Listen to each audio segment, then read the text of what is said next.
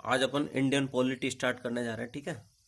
तो अपने ये टॉपिक रहेंगे सारे। इसके बाद अपने हैं 42 टॉपिक है अपने, ठीक है। 42 में से अपन रोज की एक क्लास करेंगे, जिसमें एक टॉपिक खत्म हो जाएगा, तो 42 डेज में लगभग समथिंग खत्म हो जाएगा, है ना। तो फर्स्ट टॉपिक है अपना राजनीति की बुनियादी अवधारणाएं, बेसिक कॉन्सेप्ट्स ऑफ पॉलिटी। चलो इसको स्टार्ट करते हैं। राज्य या देश वह इकाई है जिसमें लोगों का समुदाय एक निश्चित भूभाग पर निवास करता है और एक व्यवस्थित सरकार बाहरी दबावों से मुक्त संप्रभु रूप से कार्य करती है। राज्य के आधारभूत तत्व निश्चित भूभाग, जनसंख्या, सरकार, संप्रभुता। कौटिल्य के अर्थशास्त्र के अनुसार राज्य के 7 अंग, सप्तांग सिद्धांत, दुर्ग फोर्टिफाइड कैपिटल, राजा, राजकोष, सेना, अमात्य, मिनिस्टर, मित्र राज्य, क्षेत्र, भूभाग। अब आता है नेशन, राष्ट्र। राष्ट्र को लोगों के एकत्रीकरण के रूप में परिभाषित किया गया है जो एक संगठित समाज के रूप में विद्यमान है। सामान्यतः निम्नलिखित विशेषताएं देखी जा सकती हैं। एक क्षेत्र विशेष में निवास करते हैं, एक ही भाषा बोलते हैं, एक समान रीति रिवाजों को मानते हैं, एक समान ऐतिहासिक निरंतरता होती है। अतः राज्य एक राजनीतिक अवधारणा है जबकि राष्ट्र एक सांस्कृतिक अवधारणा है।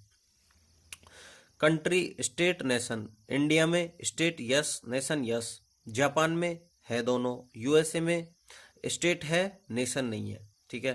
अरब में स्टेट नहीं है और नेशन है। राज्य की उत्पत्ति के सिद्धांत। राजत्व का दैवीय सिद्धांत। राजा पृथ्वी पर ईश्वर का प्रतिनिधि है, वह अपने राज्य में ईश्वर के आदेशों को लागू करता है, अतः देवीय सिद्धांत के आधार पर राज्य अस्तित्व में आए। उदाहरण, जिल्ले ए इलाही, ईश्वर की छाया। सामाजिक समझौते का सिद्धांत, सोशल कॉन्ट्रैक्ट थ्योरी। यह सिद्धांत John Locke, Thomas Hobbes, Rousseau के द्वारा दिया गया। इस सिद्धांत के अनुसार राज्य की अवधारणा के पूर्व मत्स्य न्याय की स्थिति थी जिसमें केवल अनिश्चितता थी, अतः लोगों ने सामाजिक समझौते के आधार पर राज्य की स्थापना की। इसके अंतर्गत समस्त लोगों ने राज्य के प्रमुख को अपने कुछ अधिकार सौंपे तो दूसरी तरफ राजा ने अपने लोगों की सुरक्षा की गारंटी दी। वर्तमान में लोकतंत्र में भी जनता मतदान के माध्यम से शासकों का चुनाव कर उन्हें शक्ति प्रदान करती है। तीसरा है शक्ति पृथक्करण का सिद्धांत। राजतंत्र में सभी शक्तियां राजा में निहित होती है। राजतंत्र मोनेर्की सिस्टम। विधायी शक्तियां, कार्यपालिका शक्तियां, न्यायिक शक्तियां। अर्थात राजतंत्र में शक्तियों का केंद्रीकरण होने के कारण राजा प्राय निरंकुश, ऑटोक्रेटिक हो जाता है। फ्रांसीसी विचारक मोंटेस्क्यू ने शक्ति पृथक्करण का सिद्धांत दिया जिसके अनुसार शासन की तीनों शक्तियों को पृथक कर देना चाहिए, अतः लोकतंत्र शक्ति पृथक्करण पर आधारित है। शासन व्यवस्था, विधायिका, कार्यपालिका, न्यायपालिका। विधायिका में आते हैं संसद और राज्य। संसद दोहरी विधायिका, लोकसभा, राज्यसभा।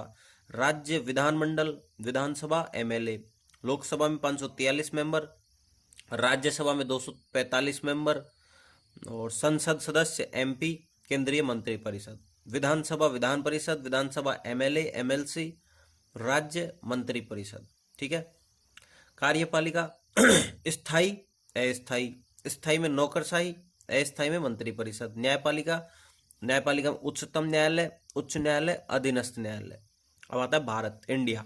भारत में दोहरी विधायिका है, अर्थात केंद्र एवं राज्यों में अलग अलग विधायिकाएं हैं। भारत में दोहरी कार्यपालिका है, अर्थात केंद्र एवं राज्यों में अलग अलग मंत्री परिषद हैं।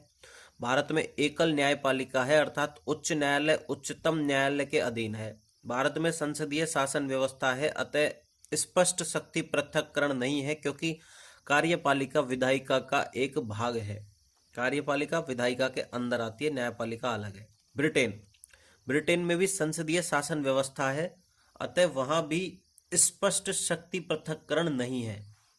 ब्रिटेन में कार्यपालिका तथा न्यायपालिका दोनों विधायिका के भाग है, अतः ब्रिटेन में संसद की सर्वोच्चता है जबकि भारत में संविधान की सर्वोच्चता है।